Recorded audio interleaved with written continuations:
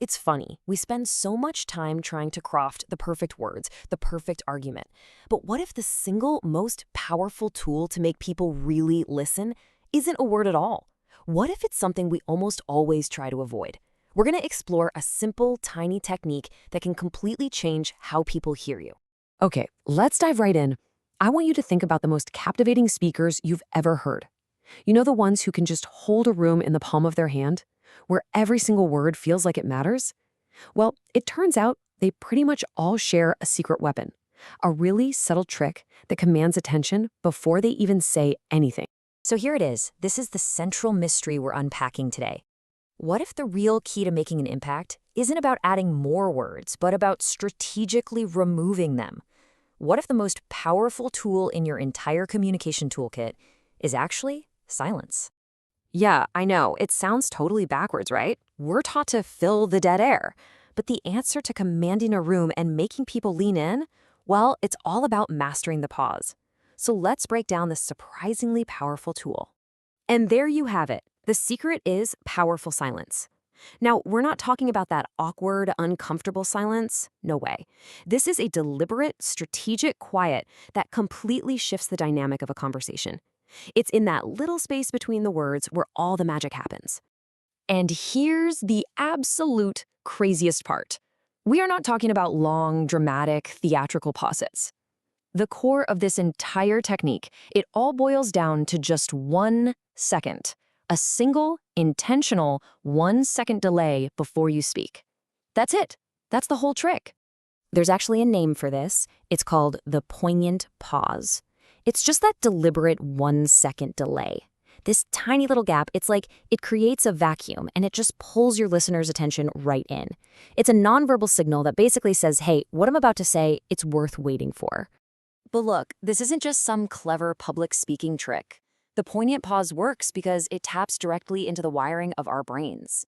So let's get into the fascinating science behind why this tiny moment of silence has such a massive impact. So here's what's actually happening inside your listener's brain. Step 1, you pause. Instantly, step 2, their brain starts trying to predict what's coming next. That anticipation, that's the key. It triggers step 3, their brain's dopamine center lights up. And that leads to the crucial final step. The feeling of anticipation itself starts to feel like a reward. You're literally making them feel good while they wait for your words. So of course, they want to hear what you have to say. So, okay, we've got this little bit of brain chemistry going on. How does that translate into real-world influence for you? Well, that small hit of dopamine does way more than just make the listener feel good.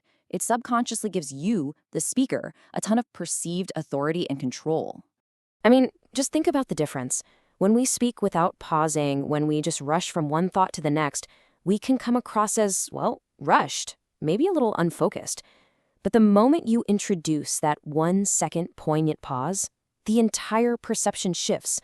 All of a sudden, you sound deliberate, you sound authoritative, and your words just land with so much more impact.